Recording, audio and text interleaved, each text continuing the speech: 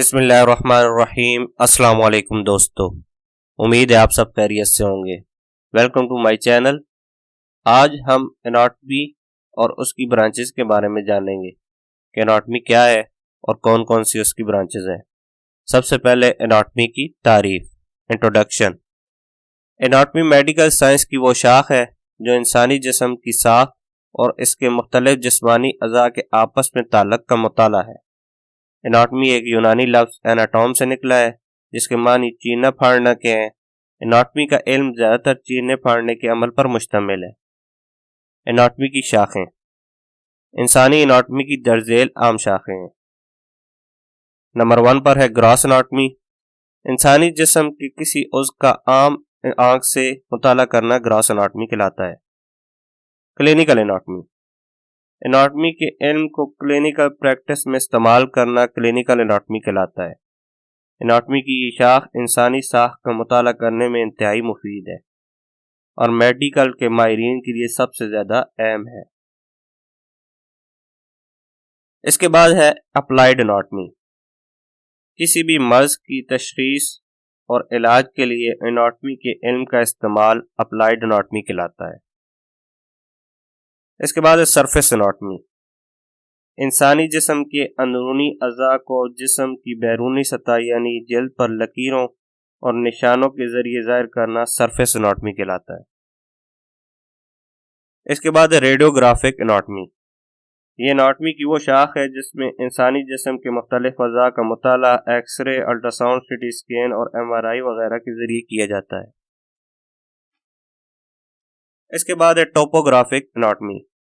Anatomy کی شاخ میں انسانی جسم کے مختلف اعضاء کا اپنے گرد کے اعضاء کے ساتھ تعلق کا مطالعہ کیا جاتا ہے۔ اس کے بعد ہے ریجنل اناٹمی۔ اناٹمی کی شاخ میں جسم کے مختلف خاص حصوں کا مطالعہ کیا جاتا ہے۔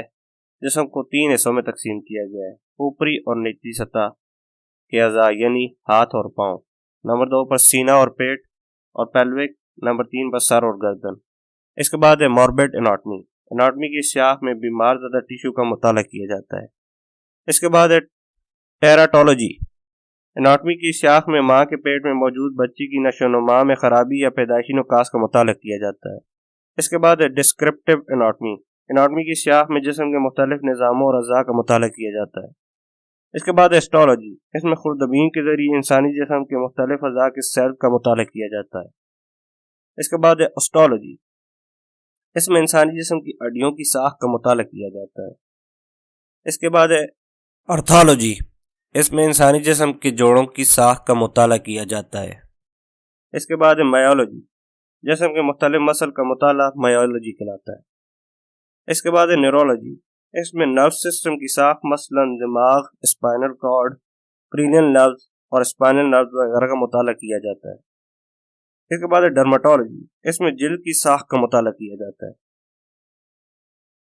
اس کے بعد ہے انجیولوجی۔ اس میں خون کی رگوں اور نظام دوران خون کا مطالعہ کیا جاتا ہے۔ اس کے بعد ہے انڈوکرائنولوجی۔ اس میں بے نالی غدودوں یعنی انڈوکرائن گلینڈ کا مطالعہ کیا جاتا ہے۔ اس کے بعد ہے ایمبرولوجی۔ اس میں ایمبریو اور فیٹس کے ارتقاء اور نشو و نما سے پیدائش تک کے تمام مراحل کا مطالعہ کیا جاتا ہے۔ امید ہے آپ کو یہ ویڈیو پسند آئی ہوگی۔ Thanks for watching. ان تمام برانچوں کو ہم آگے آنے والی ویڈیو میں ڈیٹیل سے ڈسکس کریں گے، تو اس کے لیے دیکھتے رہیے ہمارا چینل۔ تب تک کے لیے خدا حافظ۔